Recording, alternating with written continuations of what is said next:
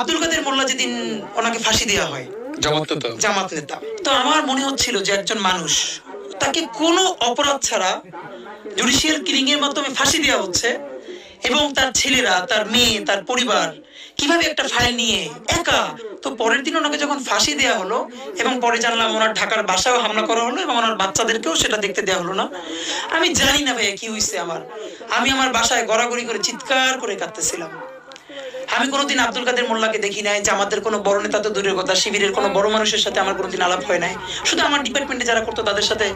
আমি চিৎকার করে গড়াগড়ি করে কাঁদতেছিলাম। আমার মনে হইতেছিল যে আমার অতি পরিচিত একজন মানুষ, যে মাজলুম, তারে আমাদের সামনে বসে, এইখানে আমার বাসার পাশে কোর্ট, আমার বাসা রামপুরা, এখান থেকে এত কাছে, তারে ফাঁসি দেওয়া হইলো কোটি কোটি মানুষের সামনে। আমরা দেখতেছি, কিন্তু কেউ কিছু বলতে পারতেছে না। আমি এটা নিতে না পারি, আমার মনে আছে আমি গড়াগড়ি করে শব্দ করে কাঁদতেছিলাম। কিন্তু ভয়াবহ অভিজ্ঞতা হলো, আমার বোনও তখন কাঁদতেছিল।